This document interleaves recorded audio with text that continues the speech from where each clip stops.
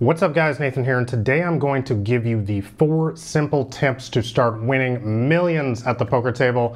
Alright, maybe that's a little bit over dramatic, but these tips should start getting you winning a lot more quickly at the poker tables. These are some of the top, most fundamental lessons that I have learned over my 10 plus years as a professional poker player, and today I'm going to share them with you, so let's jump right into it. Alright, so poker tip number 1 is to understand the power of position and abuse it to your advantage.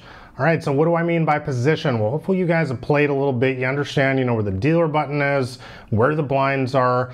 And so hopefully you've also noticed a pattern that certain seats get to act last after the flop.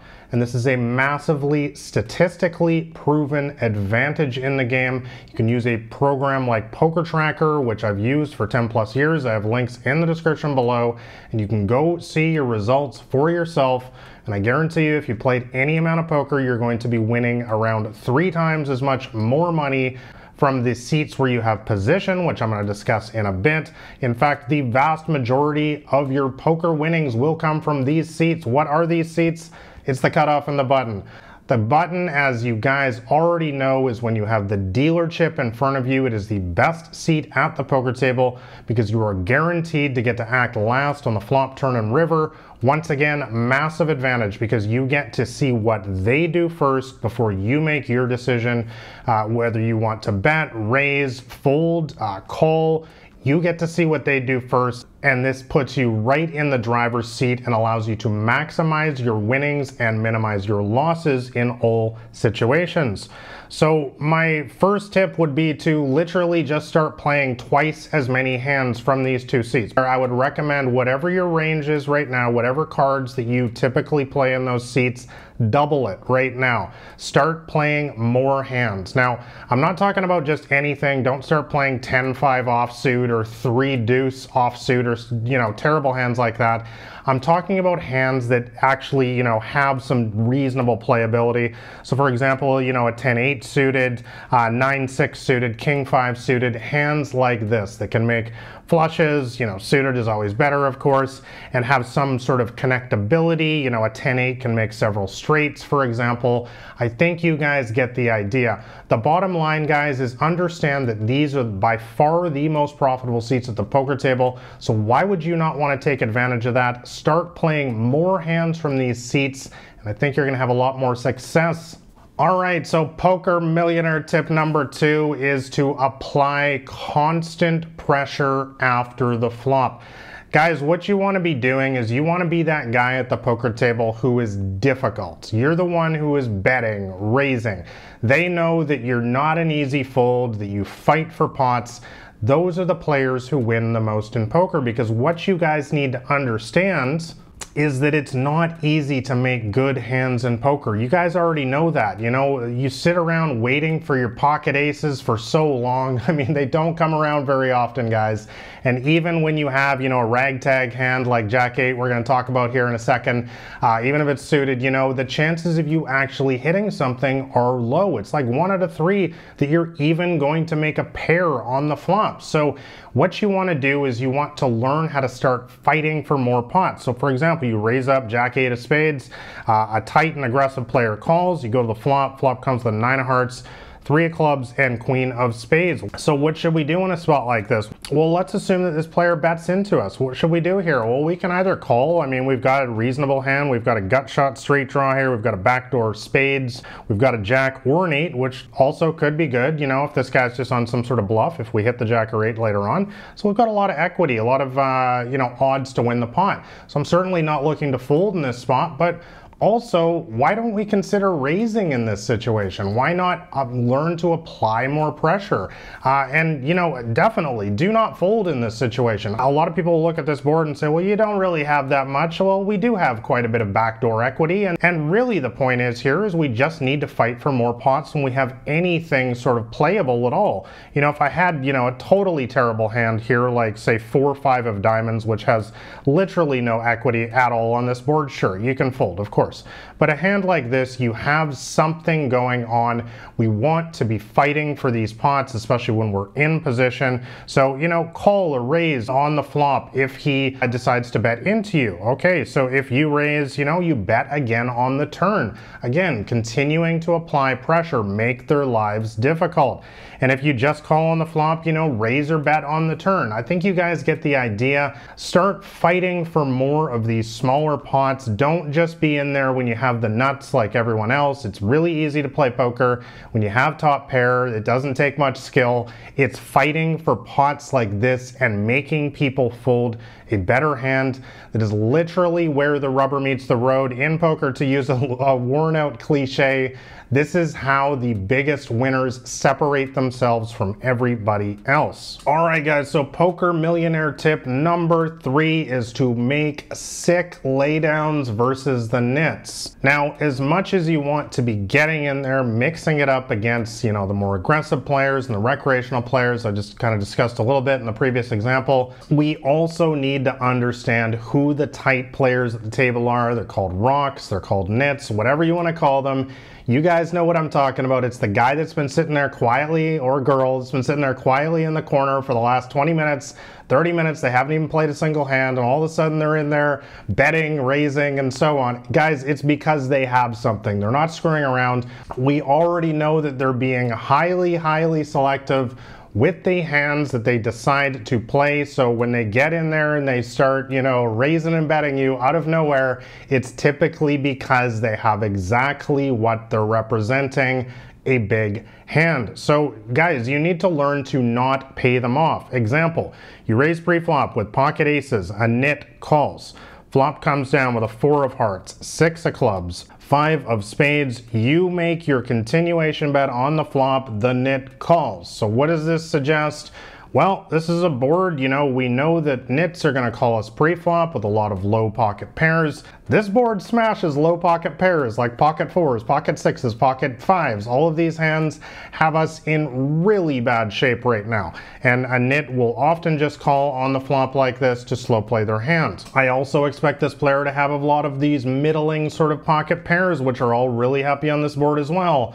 Pocket 7s has an open-ended straight draw. Pocket 8s is happy. Pocket 9s, pocket 10s. You guys get the idea. I don't think this player is going to have pocket kings or pocket queens very often, because they'll probably re-raise those pre-flop. And probably, if they had a hand like ace king or ace queen, they'll probably fold on the flop, but we block those hands tremendously because we have 2 aces in our hand. So those hands are probably not going to be in their range very often. So turn comes down with a 9 of diamonds. You decide to bet again, and the nit raises. So guys, this is a spot where that really is a difficult spot for a lot of beginners especially, and I'm sorry to be the bearer of bad news, but you have to fold your hand now. Guys, we know, we just talked about exactly what this player type is representing. When this player raises us on the turn, they are absolutely screaming from the mountaintops that they have us smashed. If they had a hand like pocket 10s or pocket jacks, nits are passive. We know that a nit is just going to call again on the turn with those hands. They're not going to raise, because nits, what are they? They're passive. That's one of the hallmarks of tight players, is they're passive, they're risk averse. They don't like to put a lot of their money in the middle without a really, really strong hand. But when this player re-raises us, it tells you that they are very, very happy to go all in right now. And we know that nits like to go all in with hands that beat one pair, just like we have one pair. This player is representing a much stronger hand, a set, pocket 9s, hits on the turn, something of that sort. Guys, this is the spot where you need to learn how to make quote unquote sick laydowns. Do it versus the tight players in a situation like this on this kind of board texture. All right, guys, my final poker millionaire tip for you is that you need to understand that your greatest enemy at the poker table is not any particular player, player type, opponent, or anything. It's actually tilt, which is all up here in your own head. Having played this game as a professional for over 10 years and having coached hundreds of students, especially in small and mid-stakes games, I can tell you without a doubt that the number one thing that holds people back at the poker table is tilt, which is getting frustrated and hot under the collar and starting to play poorly when you get a run of bad cards, bad luck, bad beats, coolers, setups, as some people call them, and so on. I think you know what I'm talking about. And this is really the biggest difference between the handful of elite winners at the very, very top of the pecking order in poker and everybody else. It's what's going on between your ears at the poker tables, guys. And the great thing is that you are always absolutely 100% in control of that. You get to choose how you react to adversity at the poker table. Nobody else gets to make that decision for you.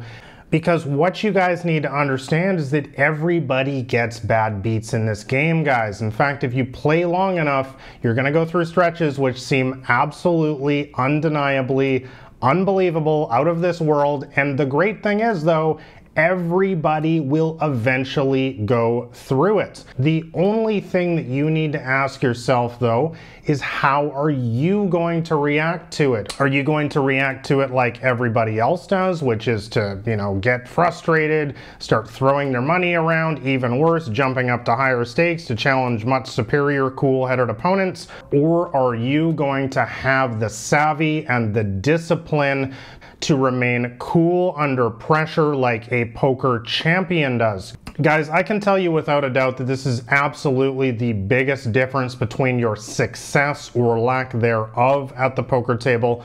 I would highly suggest that you start focusing your attention on reacting better in the moment at the poker table. For me, this is a holistic thing. This involves all sorts of meditation, regular fitness, and optimized sleep schedule. I do all of this off the table just to make sure that I am in peak mental state when I sit down to play a poker, and I am therefore more likely to be able to control my emotions better than the next person. But whatever your situation is, guys, this is literally the most important thing that you can do for yourself in order to improve your poker success, is to react better emotionally when adversity strikes at the poker table. I would highly suggest that if this is a problem for you right now, that you start working on improving this part of your game. So guys, those are my top 4 tips to help you guys start quickly winning millions, or at least thousands, relatively shortly at the poker table. Guys, as you already know, poker is not a get-rich-quick scheme.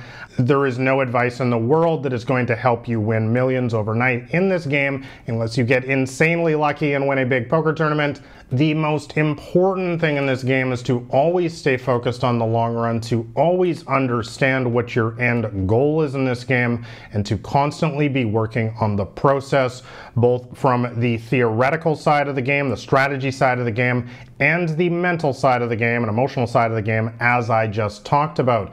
But I want to know your thoughts in the comments below. What kind of results have you had so far at the poker table, and what are the best tips that you have learned that has helped you achieve more profit, hopefully, on your poker journey so far? And if you guys want to see more poker strategy videos like this, make sure you subscribe to the channel, and also shove all in on that like button below if you found this video helpful. Finally, I will leave a copy of my free poker cheat sheet in the description below. That'll be the top link. It's a 50-page free guide. You can read it in an afternoon, and I think that will also help you get on your way to start making a lot more profit quickly at the poker tables. Lastly, I'll leave another video that I made just recently right here that I think will help you guys out some more. I appreciate you guys. Thanks for watching. I'll catch you in the next one. This has been Nathan Williams with BlackRain79.com.